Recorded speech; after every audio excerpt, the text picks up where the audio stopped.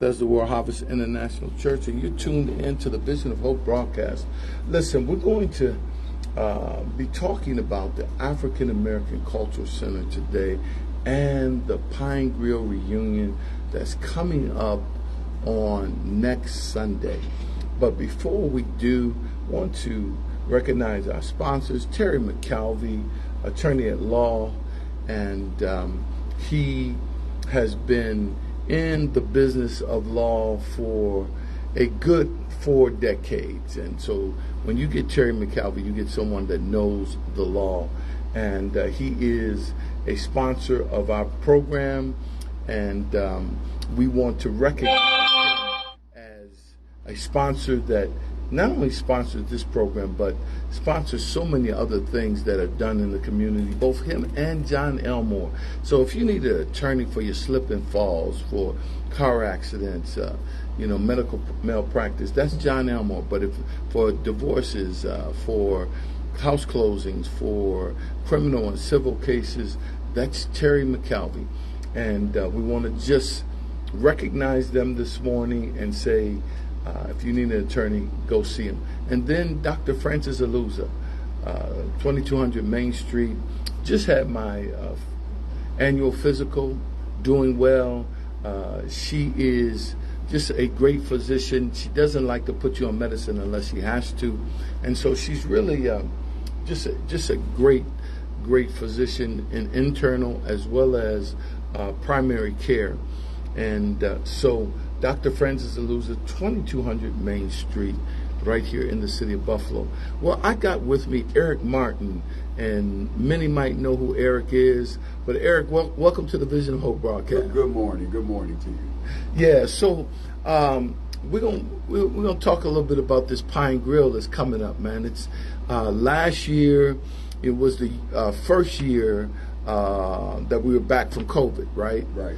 And about 10,000 people for the 2 days. For 2 weekends, yes. Yeah. So this weekend, I'm coming up, not this Sunday, but the following 2 Sundays, we should be expecting pretty good crowds. Yeah, I believe so. Great weather, good crowd, and once again, folks come back home to Buffalo. And it's a reunion. It's a reunion. It's a reunion. Are able to smile, get together, and hug, and enjoy each other once again. Yeah, and so kind of give us now this is, I think, the 34th year? 34th year. Yeah, 34th year, and it was started by the African Culture Center. I'm hoping that Vernice Turner is coming in because she's the new artistic director. We want to talk about the new season that is coming up at the theater, so hopefully she's on her way. But just give us a little background about the Pine Grill reunion. Well, of course, we're going to the 34th year, and I'm so glad to be able to come on board and help out. With assisting anything, because I love my city and love my community. Bringing the heritage and the history of the Pine Grill, of what was started by Miss Baines and of course George K. Arthur and other folks with them also. It's important to the city. Absolutely. And like you said, it's a reunion. It's really a unique type of situation, right? Because the music is almost like the background, because people are, talking and all of the shelters have already been taken, and there's vendors out there. Then we got a record number of vendors this year. We got about 33 vendors. About 33 vendors signed up. Yeah, I know we got at least 33, right. and so people come out and some cook, and then you got others that just come and enjoy the food that's there. There's food trucks that's going to be there. It's just an amazing event. It's a kind of a movie that we put together for the city of Buffalo, along when they do other festivals. But this Pine Grill is something special. That it's just the music, the people, the food, the crowd, the atmosphere, the love. It continues. It continues for Buffalo. Yeah, and like you said, people come back, right? Right. Because there's, we've lost half our population in the last 50 years. Right. But people come back home. Most definitely. Yeah, and are part of just the whole atmosphere of Martin Luther King Park, and then it's about jazz, right? Which is a form of music that we created. And the interesting thing about jazz now is that it has really been brought to, and I think the mainstream probably appreciates jazz a lot more than many of us now. I mean, it used to be something that belonged strictly to us. Right. But now when you go to a jazz festival, you see, just a multi-faceted representation of people. That door is open now for music, not only just music lovers, but jazz lovers. And luckily for us, we're able to still continue this, history of the Pine Grill, and put that jazz, put that blues, and put that spin on it. Where people who come home, they can be proud of not only the African American Culture Center, but the city of Buffalo. Absolutely, absolutely, and it's going to be hopefully we're going to have some great weather. Last year was just 2 great weekends. And last year, 2 unbelievable crowds turned out. Yeah, and just helping out last year with the shows on Second Sunday, the atmosphere was like unbelievable. People were so happy to be out, to see each other, to hug each other, to love each other, and people that you haven't seen in almost 2.5 years, believe it or not. Yeah, well, I think, after COVID, people were really excited about being able to just kind of get out and fellowship, right? Right. And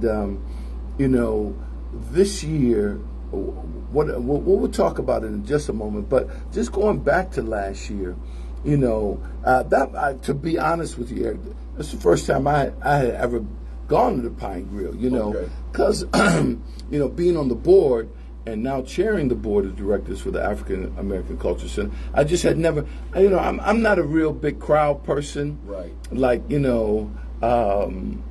most of the festivals, I don't. Now, I normally, my tradition before COVID was that I would go to the Allentown Arts Festival on that Sunday to pick up a piece of art. So every year I would have a different piece of art from the Allentown Festival. But since COVID, I haven't been. Right. And, like I said, for me, I'm just not a real big crowd person. But I got to tell you, I really enjoyed the atmosphere, the people. I got to see people. Man, I got to see people that I went to junior high school with, that I grew up with, at Johnson Park, that I hadn't seen in like 50 years. Right. That's the good thing about coming to the Pine Grill. Yeah. People that you don't get to see, whether it's, because of whatever situation it is, they come out. No matter what happens, they come out. And it's such a blessing to be able to see somebody that you haven't seen in a while, a couple of years, 10, 15 years. Oh, man, I seen a shout out to Al Wolford. I know a lot of people know him from East High School. He was a star football player, but also he was scholastic. Al was one of the smartest guys in Genesee. I think he went to Dartmouth. Right. Lives out in California, and he was back home. See, that's he was back home. And I got to talk to him, a brother by the name of Lonnie Salters that I hadn't seen since, Genesee Humble, right? Just some other people. Frida Mays was in town from Atlanta. All these people, we went to Genesee Humble together, right? Right. We're talking about, the early 70s, man. And what a blessing to see people, right? Yeah, and right, especially after the pandemic. Right. What a blessing to see people, right? And people that are doing well. Right. People. You don't realize. I guess when you're living it, it's hard to understand. What age you are when you get a certain age. Right, correct. When you get a certain age. Sometimes I'll be thinking, I listen to like how old, somebody that plays sports. And I'm like, man, I'm older than they are. Right. and now I'm starting to listen at people's age, and I'm like, wow, I'm one of the older people. Yeah, we're the elders, we're the teachers. Yeah, I'm one of the older people now. So these type of events mean a whole lot to our community, because you don't know when you see that particular person whether you're going to see him again next year. Right. So it's always good to have that fellowship. Always good to have that time. And that's the good thing, like I said, because music always soothes the soul, and nothing like seeing a good smile and some good food, right? And being in great company. Yeah, and all that's going to be out there. All that's going to be out there and some. So we're going to create a great atmosphere once again for the 34th annual Pine Grill, and I'm looking forward to helping out again. So. Yeah, well, Eric, just give us a little bit about your background and how you got involved with the Pine Grill. Then we're going to talk a little bit about the artists and who's coming. My background is DJ, City of Buffalo, growing up right here on Victoria Avenue. I've been a music lover all my life. I've always tried to have my hand into some type of music. Got some older brothers that, used to perform with the group The Exotics. So I remember The Exotics, so man. I wasn't the singer of the family. Now, was Ike Payne in that? No, Ike Payne, no. Okay. Yeah. Okay. Yeah. You're thinking of Ike Jeffries. From, Ike Jeffries, Last rather. Days of Time. Ike Jeffries. Now, he went to Genesee Humble. Right. Right? So, Ike, I remember him back in the day. Ike, Jerry McDowell, Ron Phillips, Last Days of Time. Last Days in Time. Another great group from the city of Buffalo, right? We grew some good musicians here. Absolutely. Shout out to my man Purcell Spain, him and his group that I forget the name of the group, but they did a lot of Delphonic stuff. Right. Perk had that high voice, and man, those back in the day you had those groups like that. Absolutely. So we're looking forward once again to everybody coming out. I'm there at 6:05 in the morning, so it's a long day. But just to see everything form and transition throughout the course of the day, the people, the tents, the stage, the vendors. It's a sight for sore eyes. Like I say, it's a movie being put together. Yeah, it is definitely one of the highlights, right, of our summer here in Buffalo. Right. And Buffalo has just such great summers. Right. And every weekend there is a festival. There's a festival. Every weekend, man. And so you don't need to go nowhere during the summer. Matter of fact, this is the place to be, because it's burning up everywhere else in the country, right? This is the place you want to be, and every weekend there is a festival. And then to just kind of, as we're ending up summer, to have the Pine Grill 2 Sundays in a row. Now, let me ask you, why did they decide? Was it just that it was so good that they had to do it 2 I think Sundays? one of the real things, because of the history of the Pine Grill, it grew to be just extraordinary. Where a lot of so many couldn't people make it first Sunday, so we said, well, they'll put something together for 2 Sundays, and Lord, behold, look what you have. You have a crowd on 2 Sundays. Estimated over 6,000 people who come out. So I don't know, what does that venue hold, that part of the park? Because I got to tell you, man, last year there was people all the way back, right? Right. All the way back.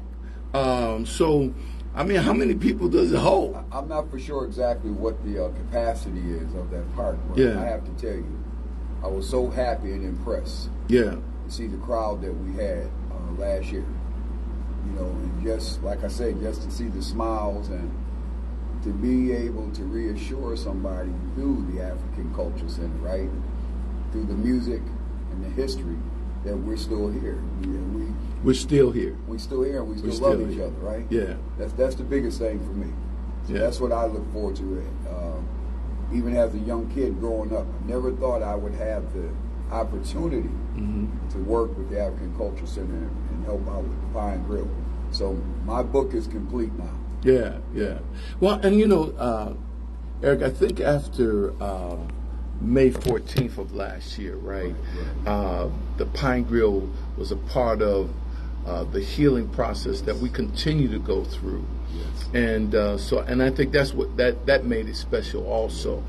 And just to have, and I think people really came out just to kind of, we're out of COVID, but also just to kind of love on each other after such a traumatic. That, right? We Absolutely, that. Absolutely. Right? Needed to be able to give somebody a hug and to let somebody know that they're loved, and not only that, but to let somebody know that we still care. Absolutely. That we still care. We still family. Right. We still family. We still family. What a better way to provide that love and encouragement through music, right? Yeah. Music always soothes the soul. That's right. That's right. And jazz and blues, that tells a story. Yeah. So tells our story. Tells our story. Tells our story. History, right? Yes, sir. So, and the thing that I love about it, man, is that it's just all love, right? You don't have to worry about a whole lot of nonsense going on. None. There's security there, but we want young folks to come out too. We want the millennials, and this ain't just about the baby boomers. It's millennials and Generation Z, X, whatever. I mean, to know the history, to be able to appreciate it, right? And just it's family. Right. Come out and grab some knowledge and some love at the same time, right? Absolutely. That's one of the bigger things that we want to reiterate to the young folks. Come out and enjoy yourself and see how we do things. Yeah. So that way you can take a bit of that and put it in your pocket and spread it. Well, hopefully they'll keep this going. Yes. Right? Long after we're no longer apart. Exactly. Hopefully, the next generation will keep this going. Right. I want to talk, and then we're going to talk about the artists, but I just want to talk a little bit about the African Culture Center. Okay. That this year, 65 years, that center, Malcolm Eyes, who started it, and then everybody knows Agnes Baines, Mr. Lawrence, who, shout out to Jill Lawrence, his daughter. So we've had some folks that kept that place alive. I remember I can remember when I was talking with Jim Pitts, and he was talking about the fact that it used to be an old car repair place, and just the sacrifices that were made in order for that place to stay alive, and the exciting thing, as board chair now, I've been chairing. I went on the board in July of last year. Came off the board of ECMC and found myself going back on another board. But I'm really excited about the future of the African Culture Center, and we're looking at a new building that hopefully. There will be shovels going in the ground next year. And we're going to be reaching out to the community before we have the final drawings, because we want to make sure that the community has input in this. We know we're not going. Everybody ain't going to agree, right? But if we can come to a consensus of the majority, and we just want a situation where the community feels it, because it is the community center, right. So we want the community to feel like they've had a part in making sure that what they want to see with this new center is done. So we're going to be reaching out to the community, but I'm just really excited about the future, and that we've got a whole season of plays that are coming up. Starting in September, Vernice Turner, who is known nationally, is our artistic director. I was hoping that she was going to be here today, and she's really conscientious. So I hope everything is all right.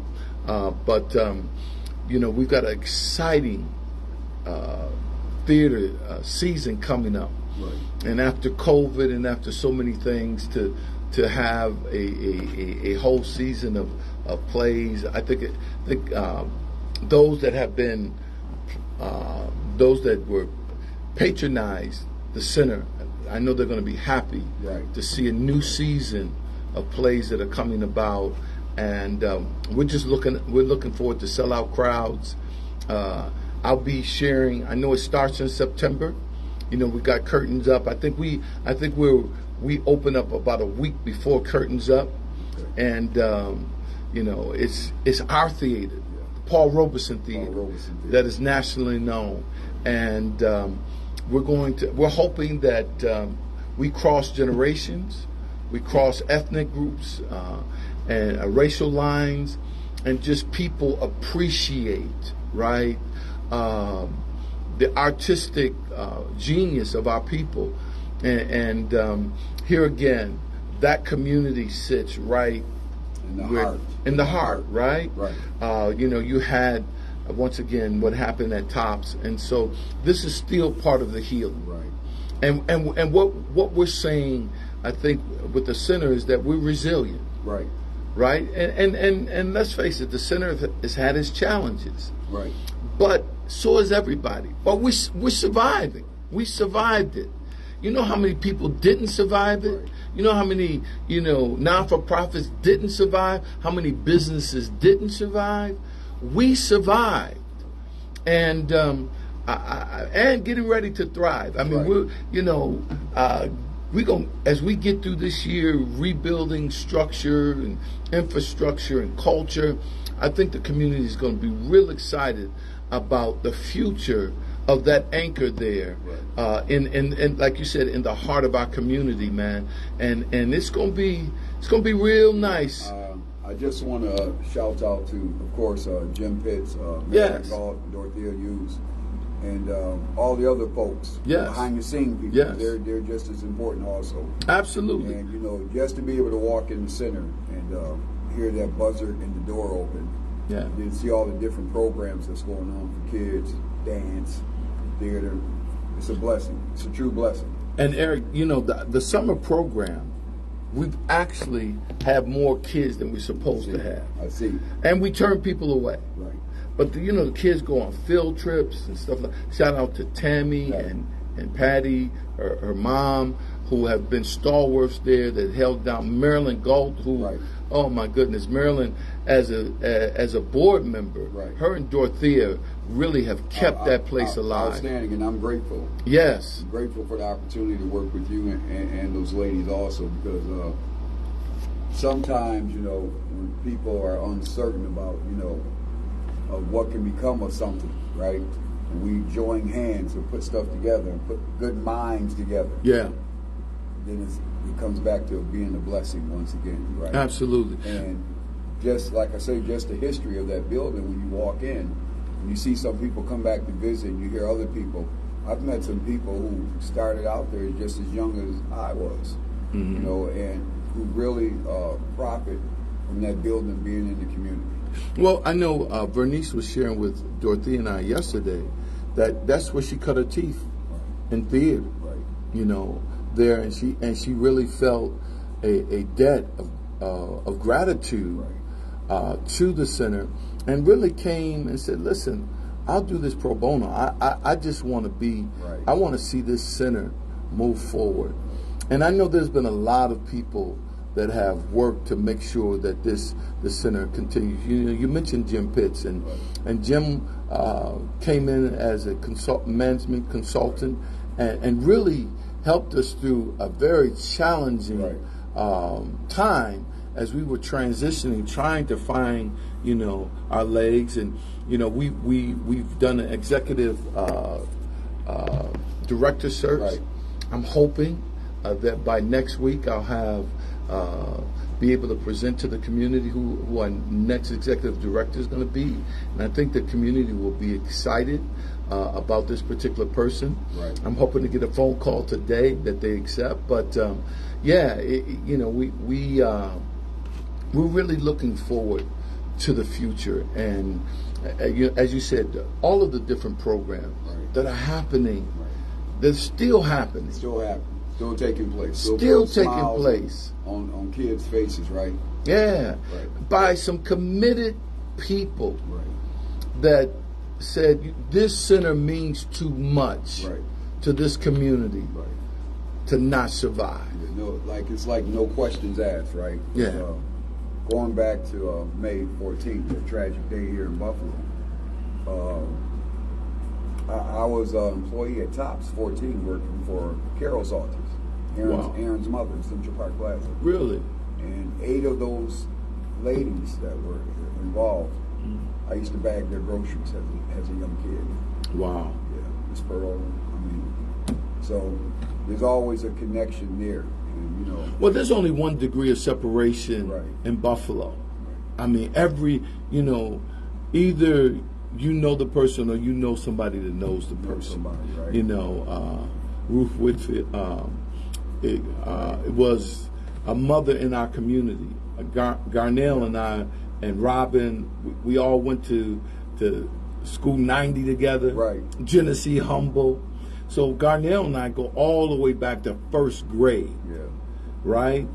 Along with his sister Robin. Right. So I've known Miss Whitfield. Whitfield. I go back with Garnell's brother, who's the former DJ, Raymond Anthony. Okay. One of our pillars in the community. Yeah. All the work that he's put in. Yeah. Yeah, they grew right up on Guilford, man. I remember as a Curry Express paper boy, getting up at 5 o'clock in the morning, delivering papers, and you're really telling your age. Man, listen, man.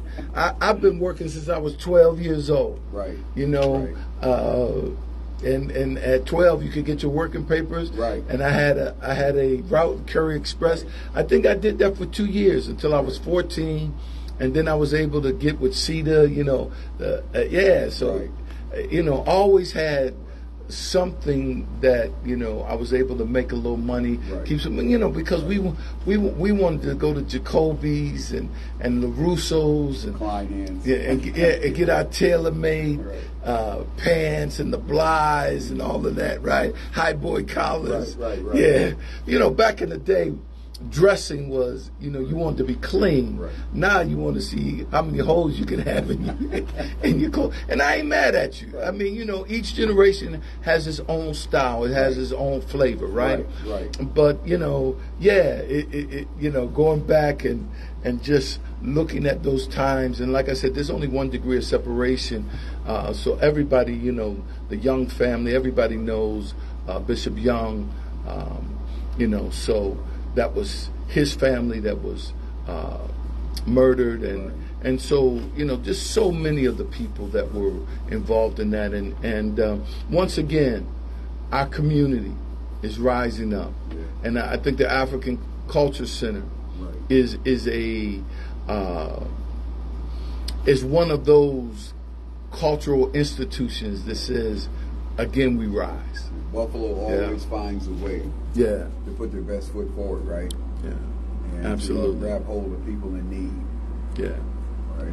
Well, Eric, we're going to open up the phone lines, 837-1112, 837-1112, if you want to call in and talk with Eric Martin. We've got Pine Grill coming up. We're talking about all things African American Culture Center, and just the exciting things that we've got a new season coming up of plays done by Vernice Turner, who is nationally known. We've got the Pine Grill that's happening next Sunday. The next 2 Sundays, it's going to be just a great time of community coming together. And Eric's going to share with us just some of the artists that we have coming this year. I'm excited. Yeah. I'm excited and encouraged. So August 6th, August 13th will be a 2 o'clock starting time for both Sundays. Yes. We pushed the time up a little bit early so we can give you more talent, right? Okay. And let me say this. It's never easy picking from all the great musicians here in Buffalo. Right. So most of the time, last year and this year, we try to rotate them. So everybody gets the opportunity. So no artist performs twice in a row. Shouldn't be. Yeah. I had to make a couple exceptions because last year the show got cut short because of the timing. Okay. So this is the only time that's happened. Okay. For those of you folks and musicians, if I'm still helping out next year, your name is on the list already for next year. So don't think that I've forgotten about you. We've got emails, text messages, and phone calls.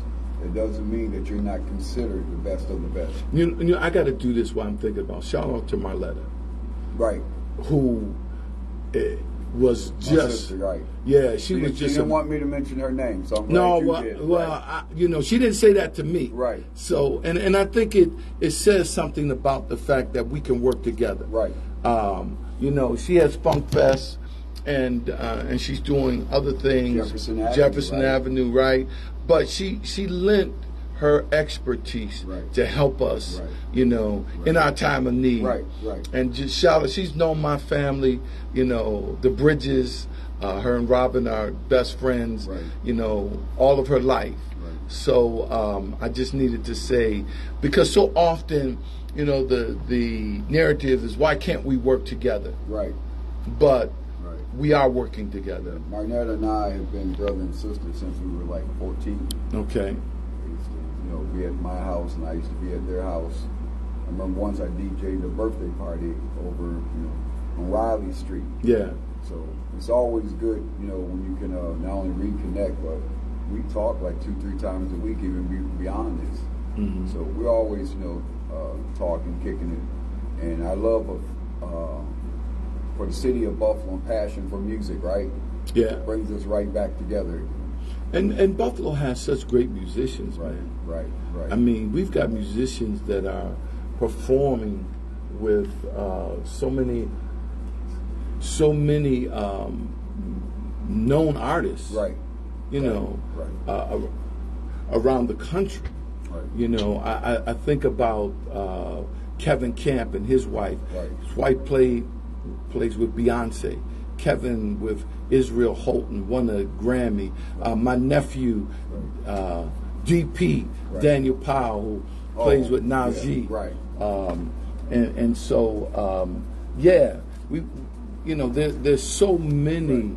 That list is so great. It is, and I made the mistake of start calling out names. Right. I mean, we can go on and on for about 2 days when you start Right. talking about the musicians in Buffalo. You know Exactly, what I mean? So, exactly. Yeah. Well, let's talk about who's coming. Well, let's go August 6th, first Sunday, 2 o'clock starting time. We're opening up with Annetta Williams and Mr. Samuel Walker Blues Act, who folks are gonna love. I was able to sit down and talk with Samuel and his life story and history of music, and to be able to put it into the blues form is great. Then my good friend Bobby Bonner is here. And of course, a fan favorite is Uncle Willie comes to the Pine Grill along with this guy right here. Now, you talk about a great musician. Like, they're all great, but Will Houghton will be on the ticket this year. Oh yeah. Will's that dude. Right, yeah. No doubt. Yeah, you can bring Will in the room and he can lighten it up, you know, with his horns. So. Oh man, listen, he's as good as anybody out there. Right, on the national stage. Right. And so that's going to be good. Right. What days will perform? Will Houghton is performing August 6th. Okay, so Will he's going to Houghton, Uncle Willie, Samuel Walker, Netta Williams. But we close out the show, right? Listen to Okay. this. We close out the show with a gentleman called Master T. All right. Who we're bringing in from Maryland. Master T does a tribute to Barry White. Oh wow. Yeah. Oh wow. Yeah, right. And then shouts out to my Well, boy all right Jonathan then. Boyd, right? Yeah. Jonathan Boyd is the band for 4 acts. Okay. You're talking about somebody putting in the homework and doing the job, right? Yeah. So once again, like, I'm excited. I talked to Master T. I talked to his management team the other day. To be able to